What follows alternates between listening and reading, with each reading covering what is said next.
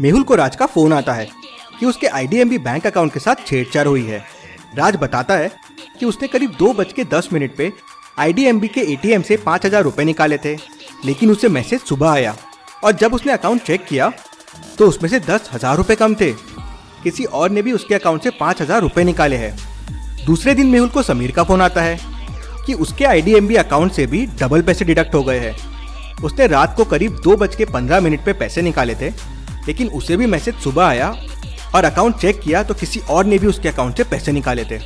मेहुल को इन दोनों इंसिडेंट्स में कुछ सिमिलैरिटी लगती है।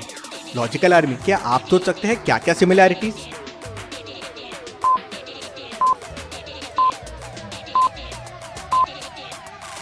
दोनों ट्रांजैक्शंस आईडीएमबी अकाउंट के थे और दोनों रात 2 बजे के आसपास हुए। दोनों को रात में नहीं, सुबह मैसेज आया।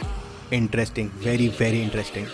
मेहुल आईडीएमबी बैंक में फोन लगाता है और विड्रॉल का मैसेज नहीं आने का रीजन पूछता है, तो बैंक वाले बताते हैं कि 2 बजे से 2:15 तक उनका एसएमएस सर्वर रीसेट होता है, तो इस बीच किसी को एसएमएस नहीं आते हैं।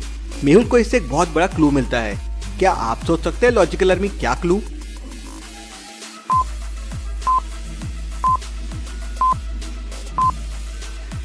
This is very interesting.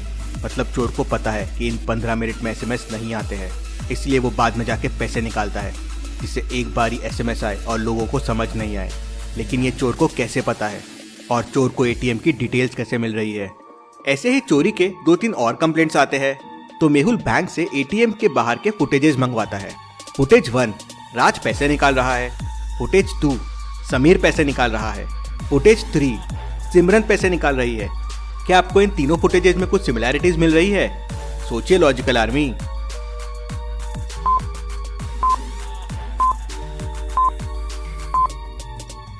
ये सारे फुटेजेस एक ही एटीएम के हैं और तीनों फुटेजेस में एटीएम के बाहर एक भिखारी बैठा हुआ है। जरूर एटीएम मशीन में कुछ गड़बड़ है और इस भिखारी से रिलेटेड है। मेहुल उस रात ठीक 2 बजे एटीएम में पहुंच जाता है, तो मेहुल को वो भिखारी नहीं दिखता। मेहुल वहीं खड़े रह के उस भिखारी का इंतजार करता है, लेकिन कोई नहीं आता।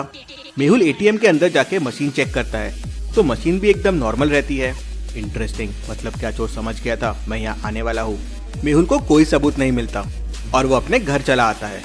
अगले दिन मेहुल को फिर 3-4 कॉल्स आते हैं कि उनके अकाउंट से डबल पैसे डिडक्ट हो गए हैं। किसी ने उनके एटीएम से पैसे निकाल लिए हैं और इस बार दूसरा एटीएम था, लेकिन टाइमिंग वही था, 2 AM के अराउंड, और आईडीएमबी बैंक था। मेहुल एटीएम के फुटेजेस देखता है तो वापस वही बूढ़ा भिखारी बैठा होता है। ये बूढ़े भिखारी का इस चोरी के पीछे बहुत बड़ा रोल है, लेकिन कैसे कर रहे हैं चोरी ये लोग? मेहुल रात को 2 बजे के पहले ही एटीएम पे पहुंच जाता है, लेकिन वापस उसे वहाँ कोई नहीं मिलता। ना भिखारी मिलता है और ना मशीन में कोई गड़बड़ मिलती है। मेहुल फिर क्रिमिनल्स को नहीं पकड़ पाता। अगले दिन फिर वही घटना होती है, सब कुछ सेम लेकिन एटीएम अलग। मेहुल एटीएम के पैटर्न को समझने की कोशिश करता है।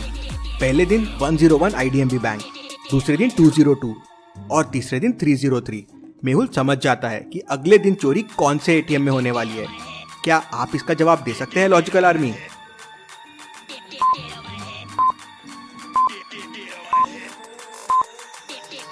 अगली जीरो एटीएम 404 में होने वाली है। फर्स्ट और थर्ड डिजिट एक से इंक्रीमेंट हो रहे हैं। मेहुल अगले दिन रात 2 बजने से पहले ही उस एटीएम के पास पहुंच जाता है, तो देखता है कि वो भिखारी बाहर पहले से बैठा हुआ है। मेहुल एटीएम के अंदर जाता है एटीएम मशीन चेक करने के लिए, तो उसे मशीन के नंबर पैड के ऊपर एक स्कैनर दिखता है। मेहुल समझ जाता है कि इसी से वो कार्ड को स्कैन करके उससे पैसे निकालते होंगे। मेहुल तुरंत बाहर आता है। मेहुल को अपने तरफ आता देख वो भिखारी सब सामान छोड़ वहाँ से भाग जाता है। मेहुल भिखारी का बैग चेक करता है, तो उसमें उसे एक लैपटॉप मिलता है। भिखारी के पास लैपटॉप, वाह वेरी इंटरेस्टिंग। लैपटॉप लॉक्ड रहता है और साइड में पासवर्ड के लिए एक हिंट होता है। क्या आप हिंट को देख के बता सकते हैं लैपटॉप का पासवर्ड क्या हो सकता है?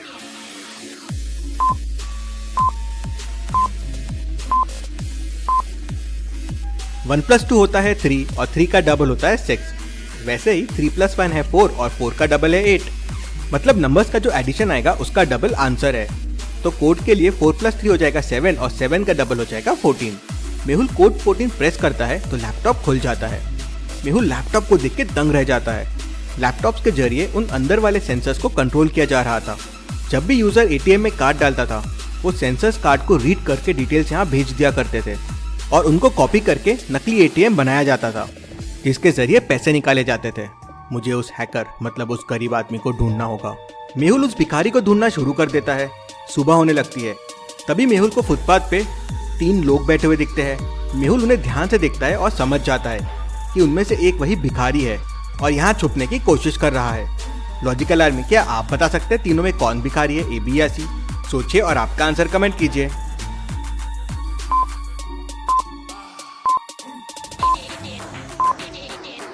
भिखारी ने दाढ़ी निकाल ली है। जरूर वो नकली दाढ़ी होगी, लेकिन उसका वो फटा हुआ शर्ट और वो शूज, ये वही भिखारी है। मेहुल भिखारी के पीछे दौड़ता है। मेहुल को देख वो भिखारी भागने लगता है। वो दौड़ते हुए एक सोसाइटी के पार्क में घुस जाता है, लेकिन तभी गोली चलने की आवाज आती है। किसी ने भिखारी को गोली मार दी थी। पार्क में बस 3 लोग थे। मेहुल तीनों की तलाशी लेता है। गन किसी के पास नहीं मिलती है। मेहुल तीनों से पूछताछ करता है। रोहित कहता है, मैं तो पार्क में जॉगिंग करने आया था। सीमा कहती है, मैं तो दूध लेने निकली थी, सोचा थोड़ी देर यहाँ पार्क में घूम लूं। आरती कहती है, मैं तो जॉगिंग करने पार्क में आई थी। मेहुल को एक पे शक जाता है। क्या आप बता सकते हैं मेहुल को किस पे शक जाता है?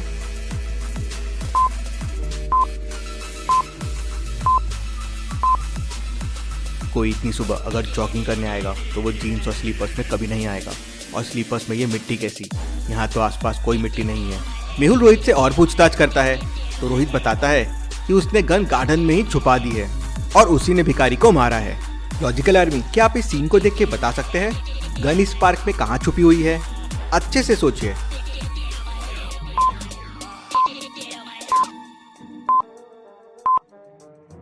साइड में देखिए, मिट्टी का छोटा सा ढेर बाहर है। अब इतने अच्छे पार्क में ये मिट्टी का ढेर बाहर कैसे आया? मेहुल वहां से मिट्टी हटाता है तो वहां उसे गन मिल जाती है। रोहित मेहुल को बताता है कि बैंक का एक आदमी उनसे मिला हुआ है। वो बॉस नहीं है।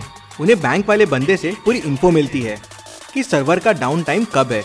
उसी के हिसाब से वो उस समय जाने वाले लोगों का एटीएम हैक करते हैं और फिर पैसे निकालते हैं। फिर रोहित बताता है कि आज वो बॉस से मिलने वाला है रेस्टोरेंट एक्स में। मेहुल रेस्टोरेंट एक्स पहुंच जाता है और एक टेबल पे जाके बैठ जाता है और बॉस का इंतजार करने लगता है। वेटर मेहुल को कॉफी लाके देता है। कॉफी पीते से मेहुल बेहोश हो जाता है। मेहुल की जब आंखें खुलती है तो वो एक गार्डन में पड़ा हुआ होता है। मेहुल वहां से सीधे वापस रेस्टोरेंट एक्स की तरफ जाता है। क्यों? मेहुल वापस रेस्टोरेंट एक्स की तरफ क्यों जाता है? बॉस तो वहां आके चला गया होगा। मेहुल इतना कॉन्फिडेंट क्यों है कि बॉस वहीं होगा? सोचिए लॉजिकल आर्मी।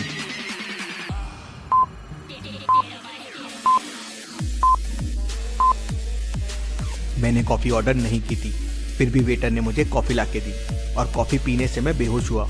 मतलब उस वेटर ने कॉफी में दवा मिलाई होगी और वो वेटर था, लेकिन उसके हाथ में इतनी महंगी घड़ी थी और गले में सोने की चेन थी। वही बॉस होगा। मेहुल तुरंत रेस्टोरेंट पहुंचता है और वेटर को पकड़ लेता है। वेटर अपना जुर्म कबूल कर लेता है और बैंक से मिले हुए लोगों का भी नाम बता देता है। मेहुल उनको भी पकड़ लेता है। Case solve, detective Mehul rocks. Thank you.